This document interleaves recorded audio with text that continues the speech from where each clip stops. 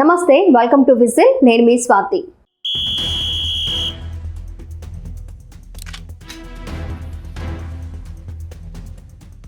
Pithapuram Varma party ప్రకటనలు గత కొన్నాళ్లుగా పెద్దగా కనిపించడం లేదు, వినిపించడం లేదు. ఎందువల్ల అంటే మ్యాటర్ చాలానే ఉందట. తాజాగా దానికి సంబంధించిన విషయం ఒకటి సోషల్ మీడియాలో వైరల్ అవుతోంది. కాకినాడ జిల్లా ఇన్ఛార్జ్ మంత్రిగా ఉన్న నారాయణ ఈ మధ్యనే టీడీపీ కార్యకర్తలతో మాట్లాడిన ఒక టెలికాన్ఫరెన్స్ ఆడియో బైట్ వైరల్ అవుతోంది.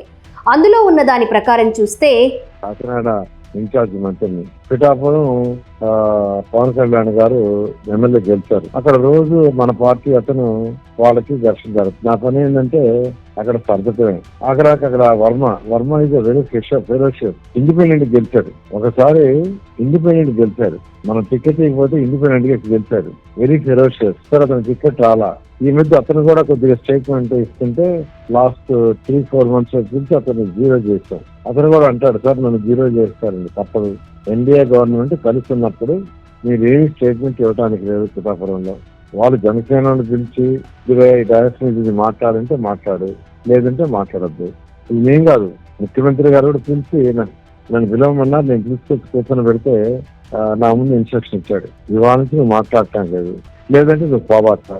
ఇంటింటికి మనం ప్రచారం చేసామన్నా, ఇది మనం చేసిన సూపర్ సిక్స్. కానీ ముఖ్యమంత్రి గారు నాకేం చెప్పారంటే పిఠాపురం నువ్వు పోయి తిరిగినారని అన్నాడు.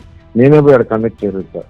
వర్మ వద్దు, వర్మ సైలెంట్ అవ్వాల్సిందే అన్నది అధినాయకత్వం నుంచి వచ్చిన సూచనలుగానే చెప్తున్నారు.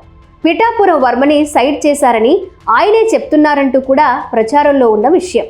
కొద్ది నెలల క్రితం టీడీపీ అధినాయకత్వం వర్మను పిలిపించి ఏ రకమైన స్టేట్మెంట్స్ ఇవ్వొద్దని పార్టీ పెద్దలైతే చెప్పినట్లుగా ప్రచారం జరుగుతుంది.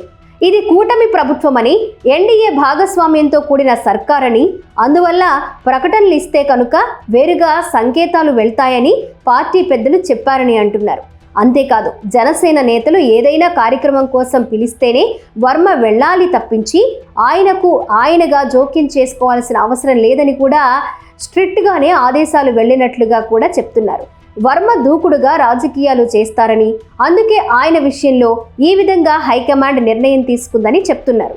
వర్మ గట్టిగా ఏదైనా మాట్లాడితే అది కూటమి సర్కార్కి ఇబ్బందిగా మారుతుందని కూడా ఆలోచించిన మీదటనే ఈ విధంగా డైరెక్షన్ ఇచ్చారని అంటున్నారు. సూపర్ 6 పథకాలకు సంబంధించి ఆ మధ్యన టీడీపీ నిర్వహించిన ఇంటింటి ప్రచారానికి కూడా వర్మకు బదులుగా మంత్రి నారాయణనే వెళ్లమని పార్టీ అధినాయకత్వం సూచించింది అని అంటున్నారు. ఈ విధంగా వర్మను పూర్తిగా టీడీపీలో సైలెంట్గా సైడ్ చేశారని అంటున్నారు. అయితే వర్మ ఈ విషయంలో ఎక్కడా బయటపడకపోయినా జనసేన నేతలు మాత్రం ఇదే విషయం మీద ప్రచారం చేస్తున్నారు. ఈ మధ్యనే జనసేన అధినేత పవన్ కళ్యాణ్తో వర్మ కలిసి ఉప్పాడ బహిరంగ సభలో కనిపించారు. ఆ సభలో కూడా ఆయన మౌనంగానే చూస్తూ ఉన్నారు.